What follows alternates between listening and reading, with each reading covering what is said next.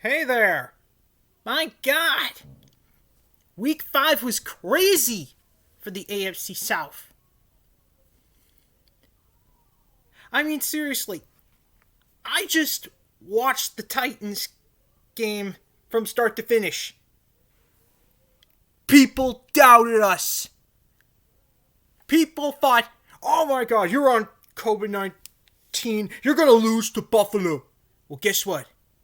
Suck it!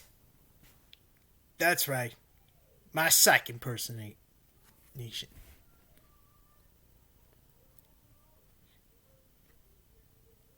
And apparently James Rode is a Titans fan.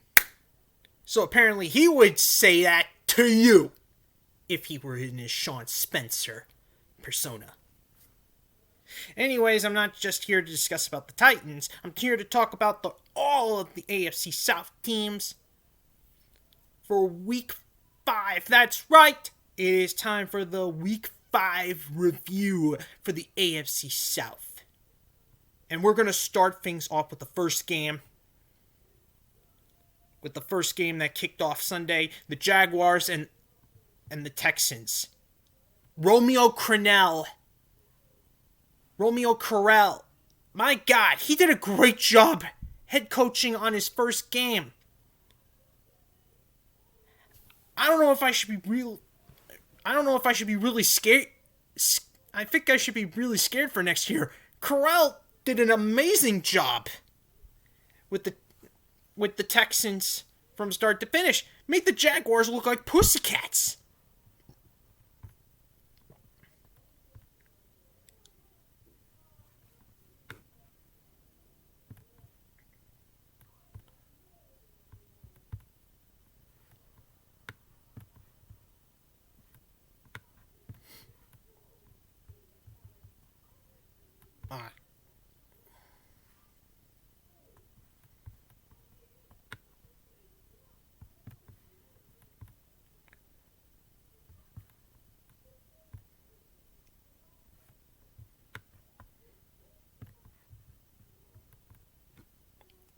I mean, seriously.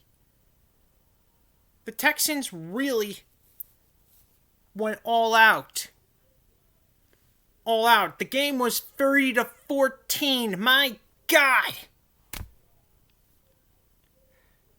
I know I should have made this week 5 a two-parter since Titans were a Tuesday night football game. If I had known couldn't get all the details, I'm sorry. I'm very sorry to all the Texans, Jaguars, and Colts fans. But still, Deshaun Watson pulled off amazing.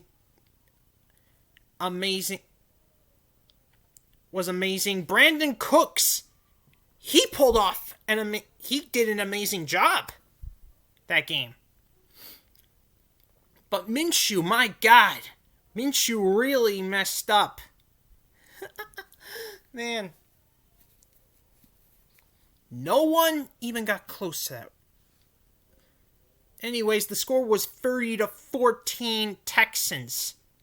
That's right, Houston Texans losing streak is over. So we need to be careful. So all teams have to be careful. Now we talk about the Colts and the Browns.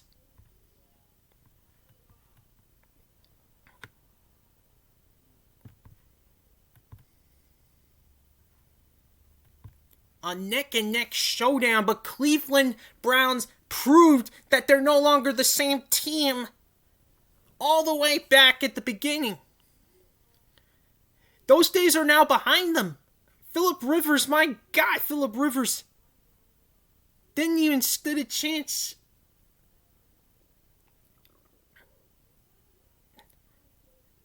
Sure, there were a couple of picks by Baker Mayfield at the time. And of course, Kareem Hunt didn't get much play, but still, oh my God. That Browns offense and defense is unstoppable, man. And as for the Colts, they managed to hang on a bit. They were about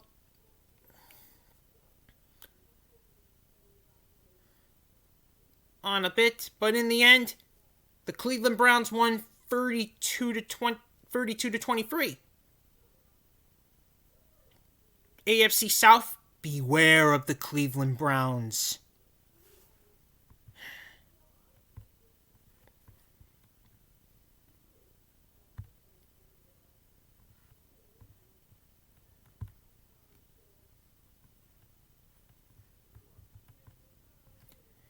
And now, finally, the Tennessee Titans. And now, finally, we review the Tennessee Titans game against the Buffalo Bills. And it was a blowout! A blowout! My God! That's right. Ryan Tannehill did an amazing job. I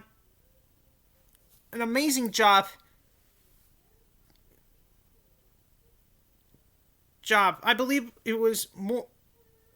I can't recall how many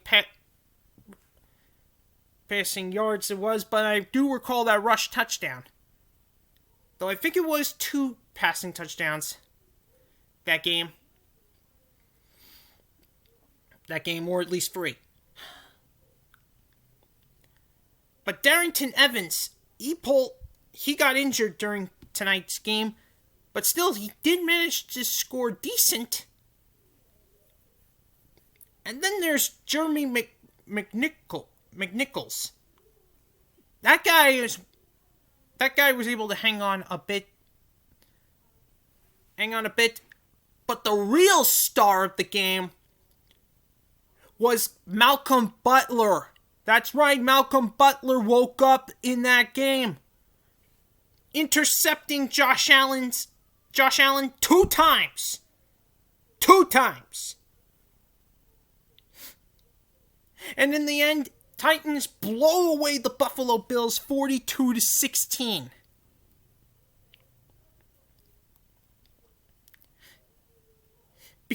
But Buffalo Bills, they were without John Brown, their wide receiver. They were without Tre'Davious White. He could have been the main. He could have turned the Bills' defense around if he was playing. I feel sorry for them, but at least Derrick Henry did okay, decently. But Stephon Diggs also did decent.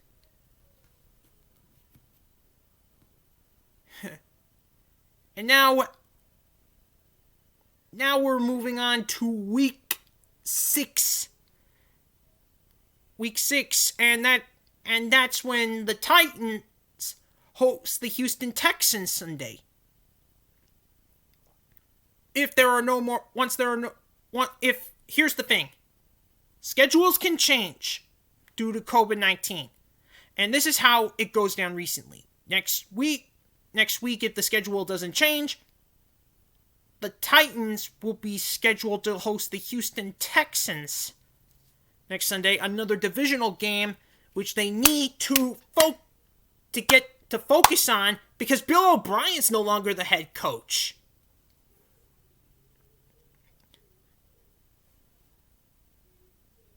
Romeo Corral is, and now they have to focus on dealing with Romeo Corral's playbook. Because guess what?